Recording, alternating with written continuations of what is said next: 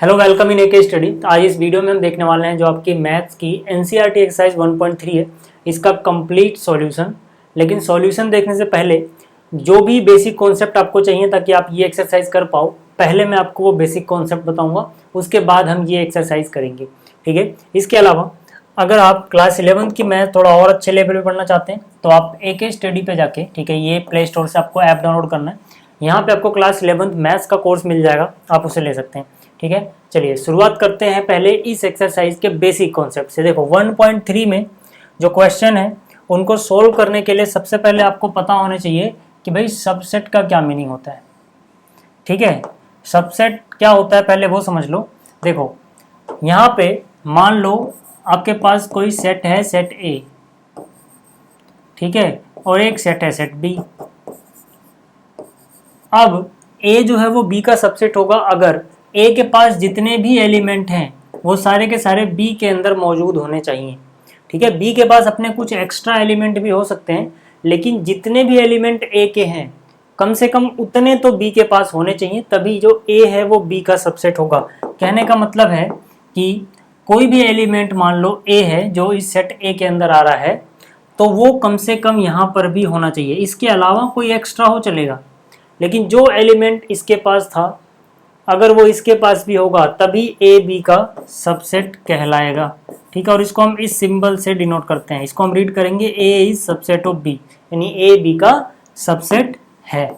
Clear हो गई बात। इसी को, ठीक है, मैं डेफिनेशन पहले पढ़ देता हूँ फिर और एक एग्जांपल समझाऊंगा।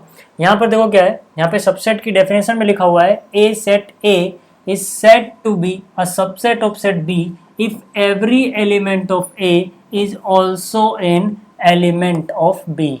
ठीक है, मतलब अगर सेट ए का हर एक एलिमेंट, एवरी एलिमेंट बी का भी एलिमेंट है, तभी ए जो होगा वो बी का सबसेट होगा। ठीक है, इसी बात को यहाँ पे क्या लिखा हुआ है कि ए जो है वो सबसेट होगा बी का अगर कोई भी एलिमेंट ए जो सेट ए को बिलोंग करता है वो बी को भी बिलोंग करता हो। ठीक है, जैसे अब आप बताओ कि अगर मान लो सेट ए के पास ये एलिमेंट है और जो सेट बी है उसके पास ये एलिमेंट है। ठीक है, तो अब आपको बताने क्या ए बी का सबसेट है? बिल्कुल है। क्यों? क्योंकि ए के जितने भी एलिमेंट हैं, जैसे ए के पास एक एलिमेंट दिख रहा है आपको 1, ठीक है, 1 जो है वो बिलोंग करता है ए से। ठीक है, तो यहाँ पे आप देख लो कि जो 1 है वो बी को भी बिलोंग करता है। इसी तरह से ए का एक दूसरा एलिमेंट है 2, 2 जो है वो ए को बिलोंग करता है, तो पक्की बात है कि जो 2 है वो बी को भी बिलोंग करता है। मतलब जितने भी एलिमेंट हैं, ठीक है, सेट ए के, वो सेट बी में भी है। तो मैं यहाँ से बोल सकता हूँ for all a belonging to set a, ये इम्प्लाई हो रहा है कि यही ए, ठीक है, बी के पास भी है। इसका मतलब क्या हुआ? इसका मतलब हुआ कि जो ए है वो सबसेट है बी का। तो सीधी सी बात ये है कि जितने भी एलिमेंट ए के पास हैं कम से कम उतने तो बी के पास होने चाहिए, तभी ए जो है वो बी का सबसेट होगा। अच्छा, क्या बी ए का सबसेट है? नहीं। जो बी है यहाँ पर, ठीक है, इस केस में जो बी है क्या वो ए का सबसेट है? नहीं है। क्यों? क्योंकि बी के पास एक एलिमेंट है 3 जो कि ए के पास नहीं है। ठीक है, तो यहाँ पे आप देख लो 3 जो है वो बी के पास तो है, बट जो 3 है वो ए के पास नहीं है। इसका मतलब बी ए का सबसेट नहीं है, लेकिन ए जो है वो बी का सबसेट है। क्लियर हो गया? ए जो है वो बी का सबसेट है। तो अब बताओ कि ऐसी क्या कंडीशन होगी कि ए भी बी का सबसेट हो और बी भी ए का सबसेट हो? कब होगा ऐसा? जब जितने एलिमेंट बी के पास है उतने ही ए के पास हो जाए। मतलब कि अगर ए के पास ये एक और एलिमेंट आ जाए 3, तो यहाँ पे हम बोल पाएंगे कि ए बी का सबसेट है तो बी भी ए का सबसेट है। कब हो पा रहा है ऐसा? जब दोनों सेम सेट हो, यानी दोनों इक्वल सेट हो। तो आपको याद रखना है कि दो सेट इक्वल हैं अगर, ठीक है, तो तभी होगा जब ए बी का सबसेट हो, बी ए का सबसेट हो। ठीक है, इस चीज को, ये जो सिंपल सी चीज है, हम यूज करेंगे आगे आने वाली वीडियोस में, ठीक है, या फिर आगे आने वाले क्वेश्चंस में जब हमें प्रूफ करना होगा कुछ। ठीक है, दो सेट को इक्वल, तब वहां पे हम कॉन्सेप्ट क्या लगाते हैं कि अगर दो सेट को इक्वल प्रूफ करना है तो पहले को दूसरे का सबसेट शो कर दो और दूसरे को पहले का सबसेट शो कर दो। ठीक है, एंड वाइस वर्सा, मतलब अगर ये इसका सबसेट है, ये इसका सबसेट है, दोनों बराबर होंगे। वाइस वर्सा मतलब अगर ये बराबर है तो इस तरह से होगा कि ये सबसेट रहे होंगे एक दूसरे के। ठीक है, इस चीज को याद रखना, बहुत सिंपल सी चीज जो ये दिख रही है, इसका बहुत बड़ा यूज है जो प्रूफ वाले क्वेश्चन होते हैं।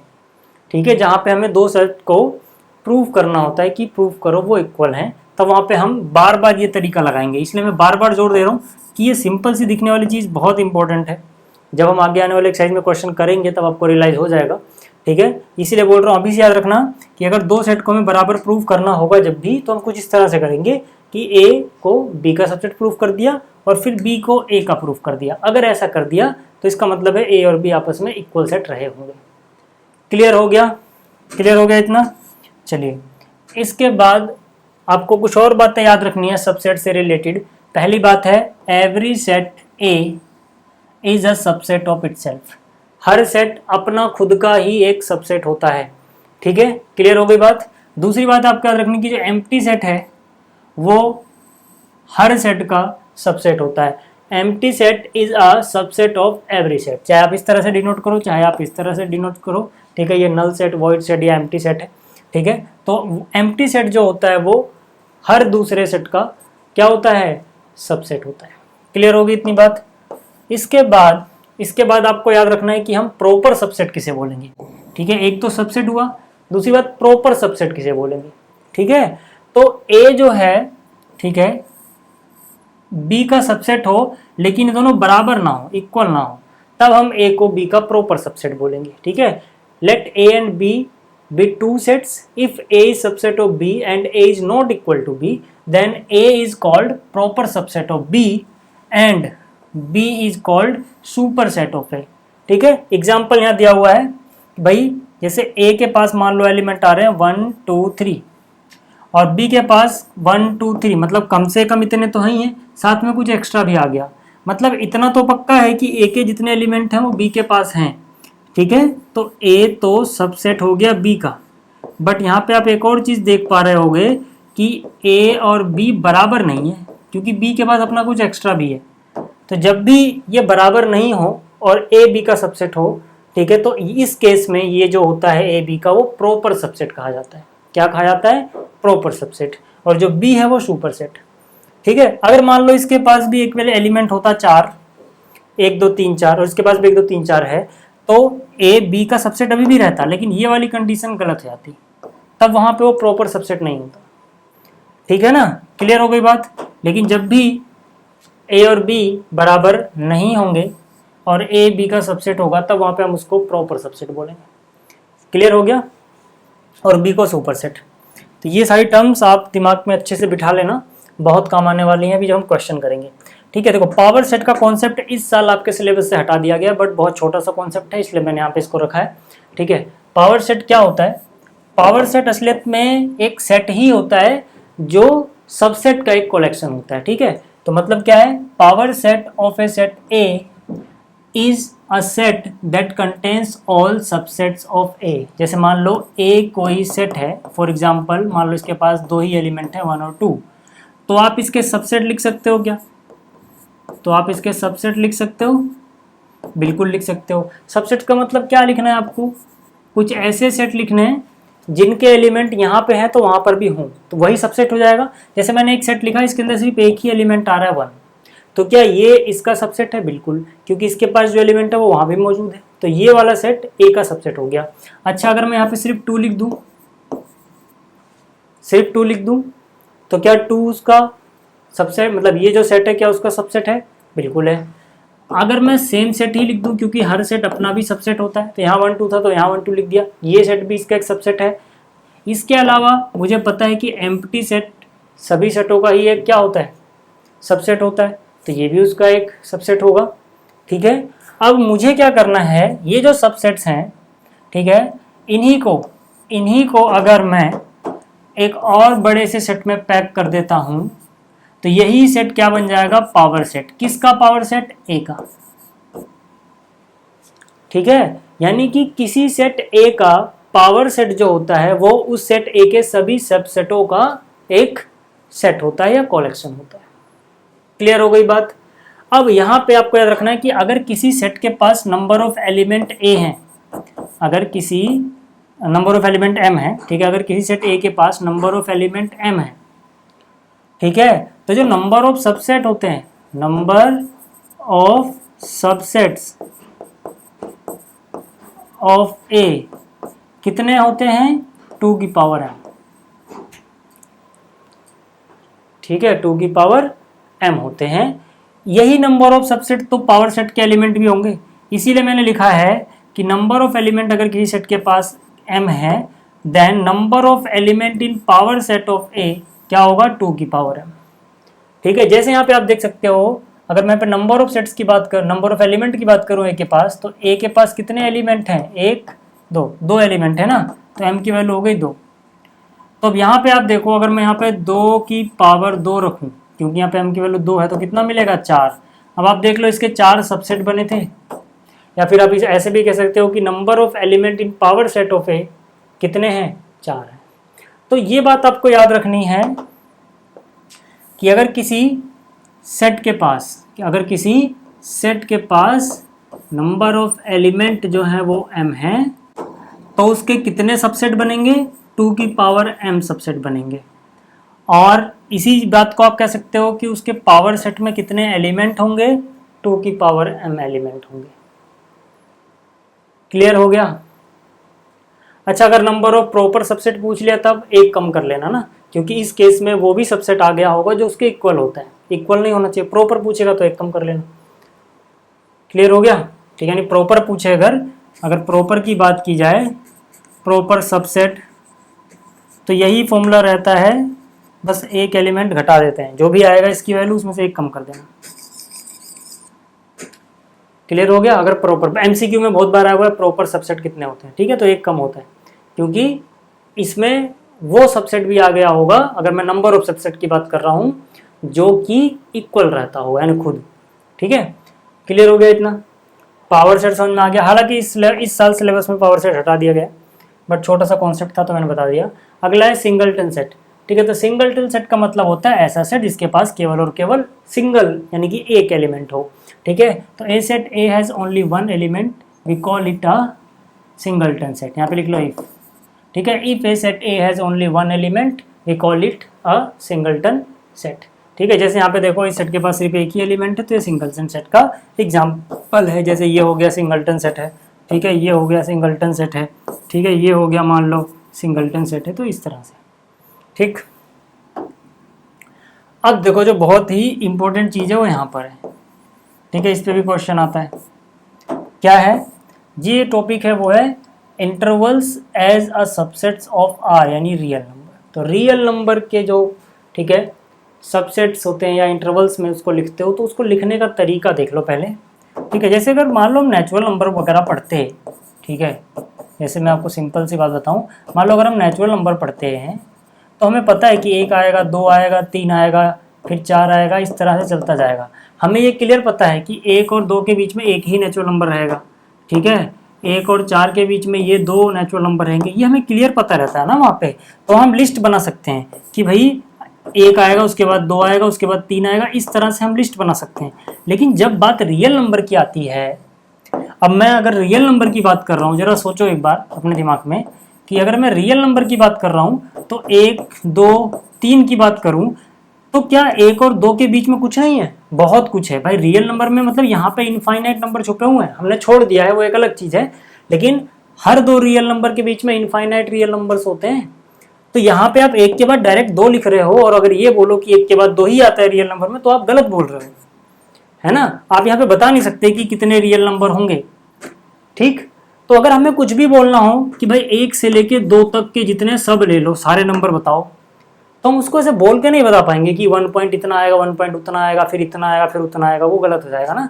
हाँ, लेकिन हम ये कह सकते हैं कि 1 से लेके 2 तक सब ले लो, ऐसा तो बोला जा सकता है।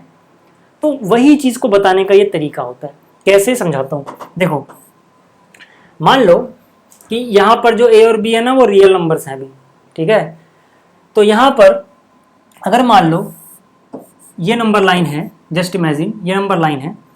अब 2 चीजें हो सकती हैं, ये जो नंबर लाइन है इसे मान लो एक नंबर यहाँ पे आ रहा है 1, और एक नंबर यहाँ पे आ रहा है मान लो 3, ठीक। तो आपको किस तरह से करना होगा, या तो आप ये बताना चाहते हो, ठीक है, कि 1 और 3 के बीच के सारे नंबर लेने हैं अगर मुझे, 1 और 3 के बीच के, जिसमें 1 और 3 इंक्लूड ना हो, या तो आप ऐसे बोल सकते हो कि भाई 1 और 3 के बीच की चीज़ें मुझे चाहिए, बस 1 नहीं चाहिए, 3 नहीं चाहिए, 1 और 3 को छोड़ दो, बाकी चीज़ें ले लो। तो वो कहानी हो जाएगी ये वाली कि भाई यहाँ पर ए बी को इस तरह के इंटरवल में लिखने का मतलब होता है कि ए और बी के बीच की सारी चीज़ें ले ली हमने, ठीक है। जैसे यहाँ पे 1 3 लिखा है मैंने, तो ए की वैल्यू 1 मान लो, इसकी वैल्यू 3 मान लो, ऐसे समझ सकते हो। या सुविधा के लिए चलो मैं इसको ए और बी ही लिख देता हूँ, ठीक है।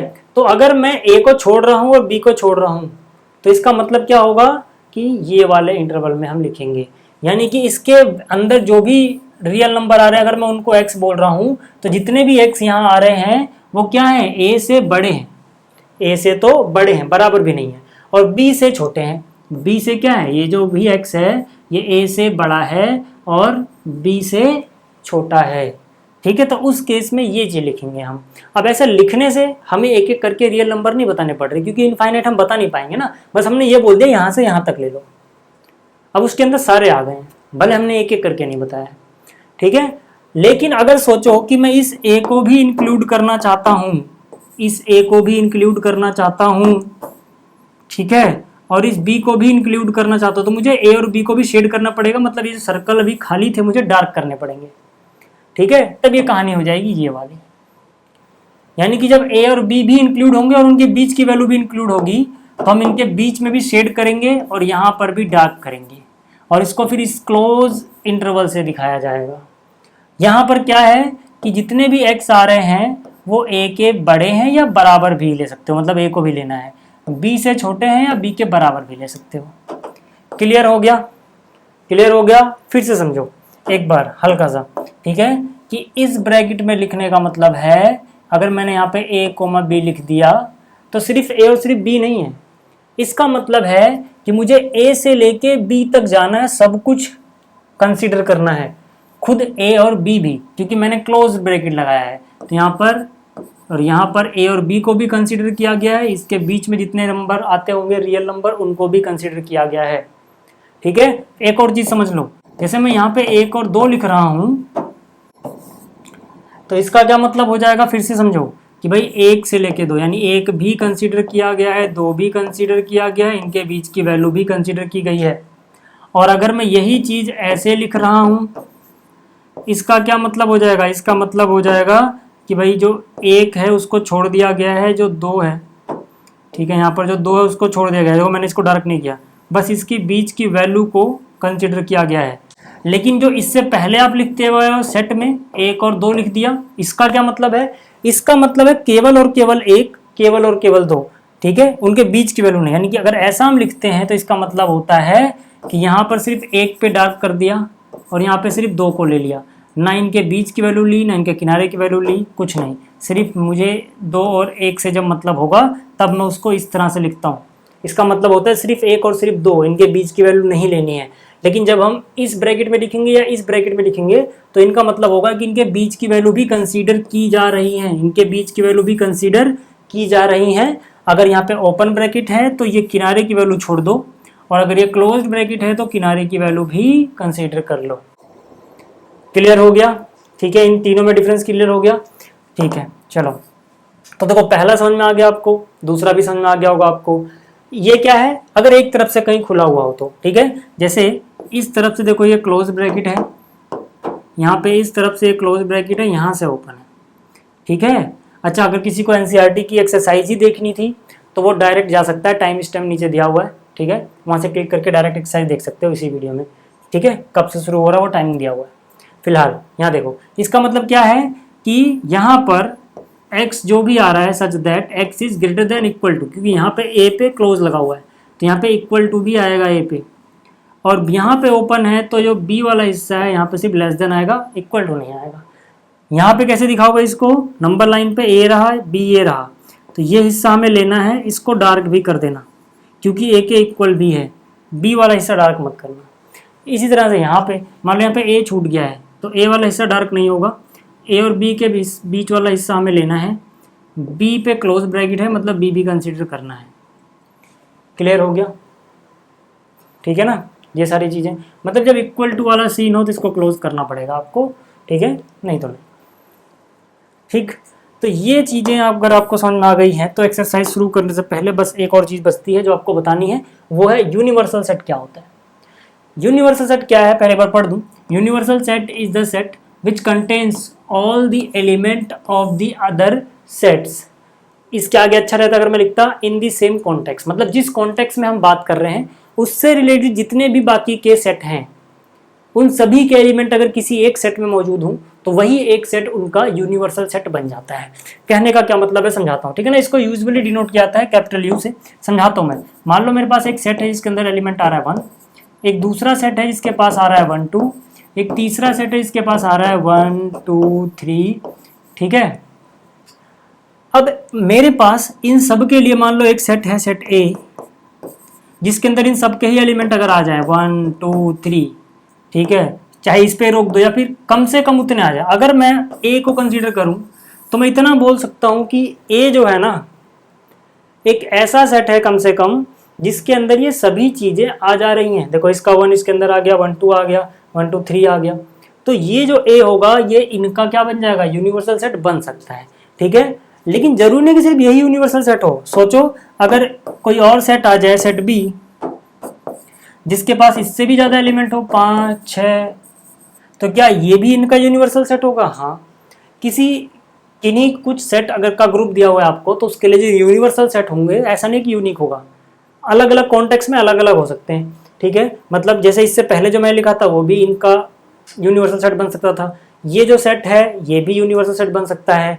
अगर मैं सारे के सारे नेचुरल नंबर का ही सेट बोल दूं, सारे के सारे नेचुरल नंबर का एक सेट, तो भाई नेचुरल नंबर तो और बड़ा हो गया, अब तो आसानी से ये सब चीज़ उसमें अंदर मिल ही जाएंगी, तो नेचुरल नंबर भी इनका यूनिवर्सल सेट बन सकता है, ठीक है। अगर मैं होल नंबर ही बोल दूं सीधा तो होल नंबर के अंदर भी सारी चीज़ें आ ही रहेंगी, तो वो भी इनका यूनिवर्सल सेट बन सकता है। मतलब ऐसा फिक्स नहीं बोल सकते कि एक ही यूनिवर्सल सेट होगा इनका, ठीक है ना। तो कभी कभी पूछ ले आता है कि अगर आपके पास ये सेट है तो इनका यूनिवर्सल सेट बताओ, तो भाई कुछ भी बता देना लेकिन कम से कम इतनी चीज़ें उसके अंदर आती हों, ठीक है। क्लियर हो गया? क्लियर हो गया? चलो एनसीईआरटी एक्सरसाइज के क्वेश्चंस कर लें। अब आपको बेसिक समझ में आ गया होगा उम्मीद है, ठीक है। ये जो बेसिक था ना ये सिर्फ 1.3 का ही था। इससे पहले वाले जो टॉपिक्स हैं ना वो मैंने पिछली वीडियो में एक्सप्लेन किए हुए हैं, आप देख लेना, ठीक। चलिए शुरू करते हैं क्वेश्चन नंबर 1 से। जो क्वेश्चन है, क्या दिख रहा है ये पूरा कैमरे में? इसको थोड़ा नीचे करना पड़ेगा ना, मेरे ख्याल से ऊपर चला गया ये, ठीक है। अब दिख रहा है ना? चलो ठीक है। देखो ये जो क्वेश्चन नंबर 1 है इसमें क्या बोला, make correct statement by filling the symbols.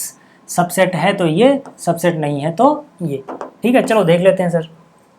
यहाँ पे पार्ट ए की बात करते हैं अपन। पार्ट ए में यहाँ पे देखो एक सेट दिया गया है जिसके अंदर 3 एलिमेंट आते हैं, 4 3 और 2, ये 3 एलिमेंट आ रहे हैं, और जो इधर वाला सेट है वो ये रहा।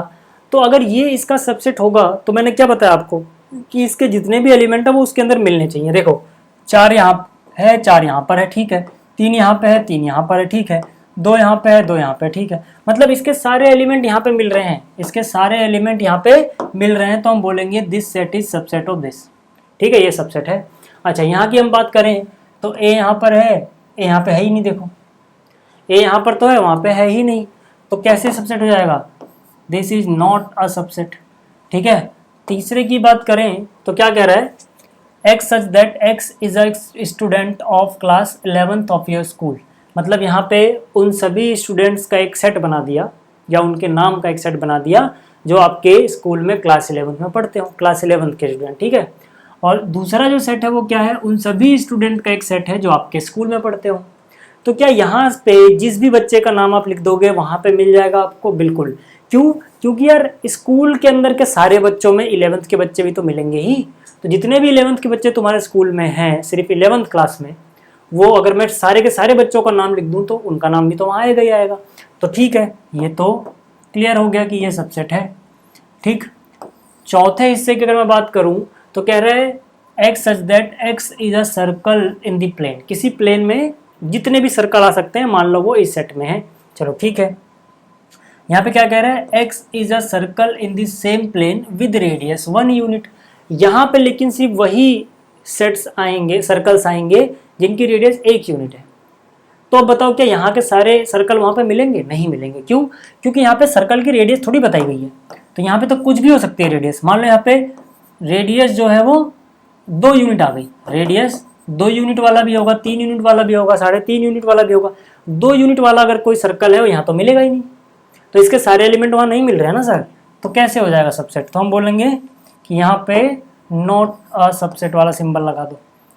क्लियर हो गया इतना? अगला क्या है? अगला क्या है? x such that x is a triangle in a plane, और यहाँ पर क्या है? x is a rectangle in a plane. भाई कोई भी ट्रायंगल वहाँ रेक्टेंगल में थोड़ी मिल जाएगा, तो नॉट अ सबसेट आ गया। क्लियर हो गई बात? अच्छा आगे क्या है? x such that x is an equilateral triangle. ठीक है, यहाँ पर उन सभी ट्रायंगल्स का सेट है जो इक्विलेटरल ट्रायंगल है, मतलब जिनकी तीनों साइड्स आपस में इक्वल है। यहाँ पर क्या है? x such that x is a triangle in the same plane, और यहाँ पे सारे के सारे ट्रायंगल हैं जितने भी होते हैं मान लो उस प्लेन पे बन सकते हैं। तो जाहिर सी बात है जब पे सारे के सारे ही ट्रायंगल हैं तो हर तरह के ट्रायंगल यहाँ पे मौजूद होंगे, तो जितने भी इक्विलेटरल ट्रायंगल है वो भी वहाँ पे मौजूद होंगे। तो यहाँ का सारा एलिमेंट वहाँ पे आपको मिल ही जाएगा। कोई भी एलिमेंट x या फिर a अगर इसको बिलोंग करता है तो उसको भी बिलोंग करेगा, पक्की बात है। तो यहाँ पे सबसेट है। ठीक है, क्लियर है इतना? 7वें हिस्से की बात करें तो यहाँ पे क्या कह रहा है? x such that x is an even natural number, और यहाँ पे x इज एन इंटीजर। भाई इंटीजर में, ठीक है, इंटीजर में तो सारे के सारे ही इंटीजर आते होंगे, तो उसके अंदर इवन नेचुरल नंबर भी तो आते होंगे, तो ये भी सबसेट है। क्योंकि यहाँ का जितने भी इवन नेचुरल नंबर होंगे वो इंटीजर के अंदर आपको आराम से मिल जाएंगे। तो यहाँ का हर एक एलिमेंट वहाँ पे बिलोंग कर रहा है, तो इसीलिए ये सेट उस सेट का सबसेट होगा। ठीक है, क्लियर हो गया? अगर ये क्लियर हो गया तो दूसरे पे आ जाओ। ठीक है, ये दूसरा क्वेश्चन है। ठीक है, जो दूसरा क्वेश्चन है इसकी बात करते हैं। देखो दूसरे क्वेश्चन में फिर से क्या बोला है कि स्टेटमेंट जो है वो ट्रू है या फॉल्स है। ठीक है भाई साहब, देख लेते हैं। यहाँ पे कह रहा है ये जो सेट है इसका सबसेट नहीं है। क्या ये ट्रू है? क्या ये ट्रू है या फॉल्स है? बताओ। देखो यार, यहाँ पर ए है, यहाँ पर मौजूद है, तो बी भी मौजूद है, मतलब इसके जो भी एलिमेंट है सब इसके अंदर है तो सही, फिर तो सबसेट होना चाहिए। इन्होंने लेकिन क्या कह दिया? सबसेट नहीं है, तो मतलब इन्होंने गलत बोला, तो हम बोलेंगे फॉल्स। ठीक है, पहला तो फॉल्स हो गया सर, समझ में आ गया? पहला समझ में आ गया। दूसरे की बात करते हैं। इसमें देखो ए ई है, सबसेट ऑफ दिस। ठीक, ये जो सेट है जिसके अंदर ए ई आ रही है, इसका सबसेट होगा क्या? देखते हैं क्या सबसेट है, क्या सेट है ये? X such that x is a vowel in English alphabet. तो वोवेल कौन कौन से होते हैं यार? ए ई आई ओ यू, यही होते हैं ना वोवेल इंग्लिश में। तो यहाँ पर ए और ई तो है, तो ए और ई तो मिल रहा है, मतलब इसके जो भी एलिमेंट है उसके अंदर है, तो ये उसका सबसेट होना चाहिए। इन्होंने भी वही लिखा है कि सबसेट है। ठीक है ना, तो हम क्या बोलेंगे? हाँ ठीक है, ये ट्रू लिखा हुआ है इन्होंने। ठीक है, दूसरा समझ में आ गया। तीसरे की बात करते हैं। यहाँ पे 1 2 3 है, यहाँ पे 2 है ही नहीं, तो सबसेट नहीं होना चाहिए, तो इन्होंने लिख दिया सबसेट है, मतलब गलत लिख दिया, यानी फॉल्स। चौथे में देखो ए यहाँ पर है, ए यहाँ पर है, मतलब सबसेट है, ट्रू। पांचवें में देखो ए यहाँ पर है, ए यहाँ पर है, तो क्या ये बिलोंग कर रहा है? नहीं, ये तो सबसेट होना चाहिए ना। बिलोंग कब करता सर? जब आप इसको ऐसे लिखते ए बिलोंग्स टू दिस सेट। ठीक है, ये बिलोंग टू है, लेकिन जब आपने इसका एक सेट के अंदर पैक कर दिया तो ये सबसेट बन गया इसका, तब ये यहाँ पर ऐसे आना चाहिए था। ये दोनों चीज़ें सही हैं, मतलब ए बिलोंग करता है इस सेट को, ये ठीक है, लेकिन अगर आपने इसको ऐसे ब्रैकेट में पैक कर दिया, सबसेट बन गया, तो सबसेट वाला सिंबल आना चाहिए, this is subset of this, ये भी ठीक है। लेकिन इन्होंने क्या बोला? इन्होंने सेट को इसमें बिलोंग करा दिया। नहीं सर, एलिमेंट बिलोंग करेगा उसका, उसका सबसेट नहीं। सबसेट के लिए तो यही सिंबल आना चाहिए था। ठीक है, तो ये फॉल्स लिखा हुआ है इन्होंने। अगला वाला हिस्सा देखो, इसमें क्या है? x such that x is an even natural number less than 6, मतलब इसमें इवन नेचुरल नंबर आ रहा है जो 6 से छोटा हो। 6 से छोटा इवन नेचुरल नंबर क्या होता है? 2 4 6। ठीक है, और यहाँ पे क्या कह रहा है? x such that x is a natural number which divides 36, यानी कि यहाँ पर हमें वो नेचुरल नंबर लिखने हैं जो 36 को डिवाइड कर सकते हैं। ठीक है, आप सारे के सारे लिखो मत ना लिखो, लेकिन इतना तो पक्का पता है कि ये सारे भी वहाँ पे आएंगे, क्योंकि ये सारे वो नेचुरल नंबर है 36 को डिवाइड कर सकते हैं, तो ये तो पक्का वहाँ मिलेंगे यार। ठीक है, जैसे 1 डिवाइड कर सकता है, 2 डिवाइड कर सकता है, 3 डिवाइड कर सकता है, 4 डिवाइड कर सकता है, 36 को 6 डिवाइड कर सकता है, इसके अलावा 9 डिवाइड कर सकता है, 18 डिवाइड कर सकता है, 36 डिवाइड कर सकता है। हो सकता है एक आधा छूट गया हो, देख लेना। पर इतना तो मेरा समझाने का मकसद ये है कि यार कम से कम ये चीज़ें 2 4 6 वहाँ तो मिल रही हैं, तो ये उसका सबसेट तो हो गई होगा, यानी कि ट्रू। क्लियर हो गया? दूसरा क्लियर हो गया? तीसरा सवाल देखो सर। ठीक है, तीसरा क्वेश्चन देखो क्या बोल रहा है। तीसरे में बोल रहा है, क्या हो गया, तीसरे में कह रहा है कि ए के पास ये एलिमेंट है 1 2, ठीक है, 3 4 याद रखना। इसके लिए ये जो सेट बन रहा है एक एलिमेंट की तरह काम करेगा ये पूरा सेट, क्योंकि सेट के अंदर सेट आ गया। अब यहाँ पे कभी आप 3 को अकेला या 4 को अकेला नहीं निकाल सकते हो। जब भी आप इसके एलिमेंट की बात करोगे तो ये क्योंकि सेट के देखो अंदर पैक है, तो ये इसके लिए एक एलिमेंट होगा, ये पूरा उसके लिए एलिमेंट होगा, सबसेट नहीं। ठीक है, आगे क्या कह रहा है, which of the following statement are incorrect and why. देख लेते हैं। तो पहले हिस्से की बात करते हैं सर। पहले हिस्से में क्या ये इसका एक सबसेट है? नहीं है, देखने में तो लग रहा है। क्यों नहीं है सर? क्योंकि देखो ध्यान दो कि अगर मैं जैसे एक की बात करूं, जैसे मैं एक की बात करूं, इस एक की, तो एक जो होगा वो ए को बिलोंग करेगा ना, एक जो होगा वो ए को बिलोंग करेगा। लेकिन अगर मुझे सबसेट लगाना है तो मुझे एक के आगे अपने आप से अलग से ब्रैकेट ऐसे लगाने पड़ेंगे ताकि ये इसका ये क्या बन जाए, सबसेट बने। ठीक, तो मतलब कोई भी एलिमेंट जो है उसके पास ये चीज़ मैं एक्स्ट्रा लेके आ रहा हूँ तब वो सबसेट बन रहा है, मतलब बताने का जिस तरीका है ये।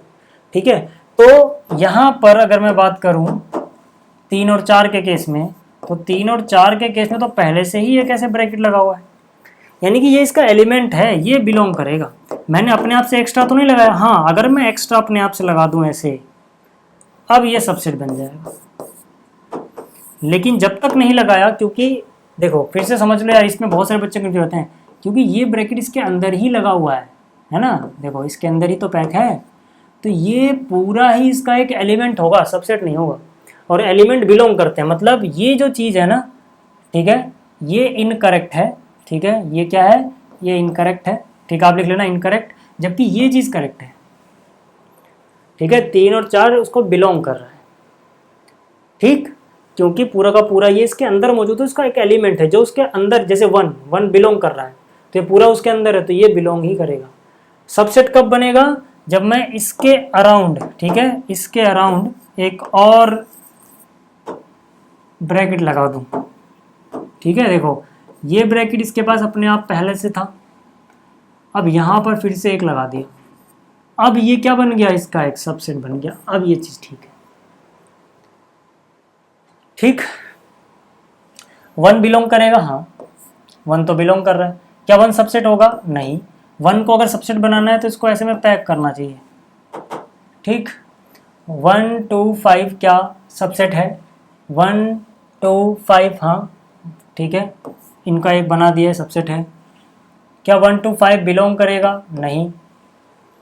ठीक है, 1 2 5 को ऐसे सबसेट में लिख दिया तो बिलोंग थोड़ी करेगा, वो सबसेट होगा, सेट में लिख दिया तो। क्या 1 2 3, वैसे तो 1 2 3 को ले ही नहीं सकते अलग से, क्यों? क्योंकि 3 और 4 यहाँ पर अंदर ऐसे पैक है, तो 3 और 4 को, 3 को अलग और 4 को अलग आप निकाल ही नहीं सकते। 3 और 4 आएंगे तो हमेशा साथ में आएंगे, इसके साथ आएंगे। ठीक है, तो ये तो वैसे ही गलत है। ठीक है, क्या बिलोंग कर रहा है? नहीं भाई, एम्प्टी सेट तो सबसेट होता है हर किसी का, अभी सिखाया था आपको, तो एम्प्टी सेट जो होगा वो सबसेट होगा। ठीक है, एम्प्टी सेट को ऐसे ब्रैकेट की जरूरत नहीं होती है, ठीक है ना, या तो आप सिर्फ ब्रैकेट ऐसे लिखो, इसका मतलब होता है एम्प्टी सेट, या फिर आप ऐसे लिखो। जब आप ये सिंबल यूज करो तो आपको अलग से ऐसे ब्रैकेट नहीं लगाना है। ठीक है, इसके पास हिडन है ब्रैकेट। ठीक, तो ये सबसेट होगा क्या? क्या ये सबसेट होगा? नहीं। ठीक है, तो ये भी गलत है। ठीक है, क्लियर हो गया तीसरा क्वेश्चन? आगे चलते हैं। आगे क्या है, write down all the subset. ठीक है, लिख देते हैं। फर्स्ट पार्ट में क्या है सर, यहाँ पे एक सेट है, इसके पास एक ही एलिमेंट है, तो यहाँ पे जो सबसेट्स होंगे, ठीक है, देखो पहली बात तो मैंने कहा कि 2 की power m number of subset होते हैं, तो कितने सबसेट बनेंगे, इसके पास कितने एलिमेंट है, एक, तो 2 की पावर एक यानी 2 ही बनेंगे। तो 2 में तो आसान है यार, एक ये खुद ही हो जाएगा अपना सबसेट, और एक एम्प्टी सेट हर किसी का सबसेट होता है, पहला समझ में आ गया। दूसरे में क्या दिया हुआ है, ए और बी, इसके पास टोटल 2 एलिमेंट हैं, तो 2 की पावर m यानी 2 की पावर 2, 4 सबसेट बनेंगे। कौन कौन से होंगे, ठीक है, 4 सबसेट कौन कौन से होंगे, देखो एक तो ये हो जाएगा, ये एलिमेंट इसके अंदर तो है तो सबसेट हो गया। अगर मैं एक सेट में सिर्फ बी लिखूं तो बी इसके अंदर मौजूद है, सबसेट हो गया। खुद ये सबसेट हो गया, एक एलिमेंट ये तो सबका ही होता है, क्लियर हो गया। इसी तरह से अगर मैं तीसरे हिस्से की बात करूं तो यहाँ पे कौन कौन आ रहा है, 1 2 3, 3 एलिमेंट है, 2 की पावर 3 कितना होता है, 8, यानी टोटल 8 सबसेट्स बनेंगे इसके। ठीक है, तो वो क्या क्या हो जाएगा, 1 2 3, फिर 1 2, ठीक, फिर 2 3, फिर 1 3, कितने हो गए, 1 2 3 4 5 6, सातवां ये खुद, और 8वां एम्प्टी सेट। ठीक है, अच्छा चौथा हिस्सा रह गया, चौथे में 5 है, तो इसका यही होगा, एम्प्टी सेट खुद का भी तो क्या होगा, सबसेट होगा। ठीक है, तो यही हो जाएगा इसका। क्लियर हो गई बात इतनी, चौथा क्वेश्चन हो गया। पांचवे पे आ जाओ सर। पांचवा जो क्वेश्चन है, ठीक है, जो पांचवा क्वेश्चन है इसमें क्या बोल रहा है, देखो इसमें कह रहा है write the following in as intervals. ठीक है, तो इंटरवल्स में लिख दो, क्या जाएगा, देखो यार सीधी सी बात है, इंटरवल में कैसे लिखोगे, पहले का एक्स सच दैट ये है, तो यहाँ पे पहली बात तो आपको बस क्या लिख देना है, कहाँ कहाँ से गया, -4 और 6, तो ब्रैकेट में लिखो -4 और 6, जिस तरफ इक्वल है उस तरफ क्लोज ब्रैकेट लगा दो। यहाँ पे इक्वल है ना, तो यहाँ पे लगेगा क्लोज ब्रैकेट, यहाँ पे तो इक्वल नहीं है तो यहाँ लग जाएगा ओपन ब्रैकेट, हो गया। दूसरे की बात करते हैं, तो यहाँ पे -12 है, यहाँ पे -10 है, तो एक तरफ लिखो -12। अभी मैंने आपको समझाया हुआ है ना, अभी तो समझाया मैंने आपको थोड़ी देर पहले कि कैसे लिखते हैं इंटरवल, जब बेसिक पढ़ा है। अब यहाँ पे x -12 से बड़ा है, बराबर नहीं है, सिर्फ बड़ा है, तो ओपन ब्रैकेट आएगा। यहाँ पर भी छोटा है, मतलब बराबर नहीं है, ओपन ब्रैकेट आएगा। ठीक है, तीसरे की बात करते हैं, तो कितना है, 0 और 7, तो एक तरफ 0 लिखो सर, एक तरफ 7 लिखो।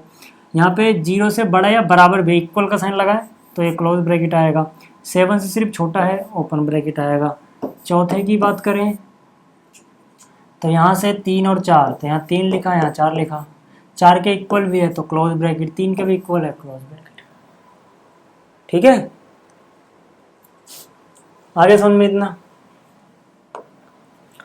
यहाँ पे उसका उल्टा करना है, write the following intervals in set builder form. ठीक है, पहला क्या है सर, -3,0 ओपन ब्रैकेट है, तो यहाँ पे हम क्या बोलेंगे, सेट को सेट बिल्डर फॉर्म में कैसे लिखेंगे, यहाँ पे आएगा एक्स सच दैट, ठीक है, x belongs to real number, यहाँ पे रियल नंबर्स की बात की जा रही है, ठीक है ना, क्योंकि ऐसा लिखते हैं तो इसमें इसके बीच के सारे रियल नंबर भी इंक्लूडेड है, रियल नंबर है।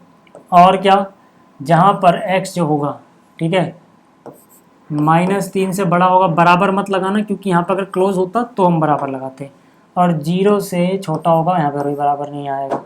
ठीक है, पहला समझ में आ गया। दूसरे की बात कर लेते हैं सर। दूसरे में क्या है, 6 12, तो यहाँ पर क्या हो जाएगा, फिर से वही x such that x belongs to real number है, जहाँ पर एक्स 6 और 12 से कैसा होगा, यहाँ पे क्लोज ब्रैकेट है तो मतलब लेस देन के साथ इक्वल भी लगाओगे, यहाँ पे भी इक्वल टू लगाओगे, क्लोज ब्रैकेट है। ठीक, तीसरे की बात कर लेते हैं सर। तीसरे में देखो ओपन ब्रैकेट 6 12 पे क्लोज्ड है, तो यहाँ पर क्या हो जाएगा, x such that x belongs to real number and x is greater than 6 less than equal to 12। ठीक है, ऐसे यार चौथा हिस्सा कर लेना यार, आसान तो है। ठीक है, छठा सवाल समझ में आ गया।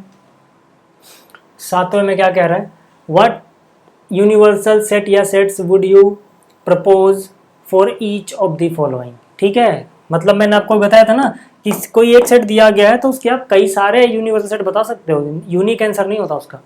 ठीक है ना, बस इतना याद रखना कि जो चीज है, ठीक है, वो कम से कम उसके अंदर हो जानी चाहिए। ठीक है, तो the set of right triangle, अगला क्या है, सेट ऑफ आइसोसेल ट्रायंगल। ठीक है, दोनों के लिए आंसर आप लिख सकते हो set of all triangles, set of दोनों के लिए लिख लेना अलग अलग। ठीक है, सेट ऑफ ऑल ट्रायंगल्स। ठीक है, पार्ट ए के लिए भी लिख लेना, पार्ट 2 के लिए भी लिख लेना, सेट ऑफ ऑल ट्रायंगल। अगर मैं ये लिख देता हूँ तो सोचो यार, सारे के सारे ट्रायंगल में ये तो आ ही जाएगा, सारे के सारे ट्रायंगल में वो भी तो आ ही जाएगा।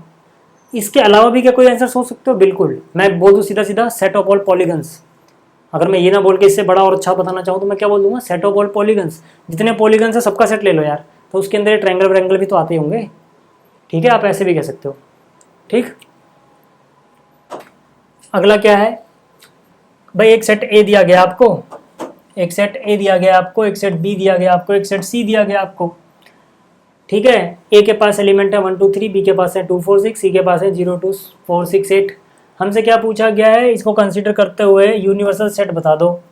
ठीक है, इनके लिए तो देखो ये तो यूनिवर्सल सेट बन नहीं सकता है। ठीक है, यहाँ पर 0 1 2 3 4 5 6 अगर मैं बात करूँ तो इसमें देखो 8 वगैरह तो छूट गए, तो ये भी नहीं बन सकता है सर। ठीक है, 0 1 2 3 4 5 6 7 8 9 10, देखो कम से कम ये सब आ गए ना, 1 2 3 आ गया, 2 4 6 आ गया, 0 2 4 6, हाँ ये बन सकता है। ठीक है, अच्छा नीचे वाला बनेगा क्या? नहीं, क्योंकि इसके अंदर 0 है, यहाँ पे है ही नहीं, ये भी नहीं बन सकता। तो कौन सा ऑप्शन हुआ सही? ऑप्शन 3, क्योंकि यूनिवर्सल सेट का मतलब है कि जितने भी सेट हैं यहाँ पर वो सारे के सारे, उनके सारे के सारे एलिमेंट कम से कम इतने होने चाहिए इसके पास कि वो सारे के सारे एलिमेंट इसके अंदर आते हों। तो ठीक है, ये हो गया। ठीक है, तो उम्मीद करता हूँ आपको ये वीडियो समझ में आई है। जल्दी मिलेंगे अगली वीडियो में। इस वीडियो को देखने के लिए थैंक यू।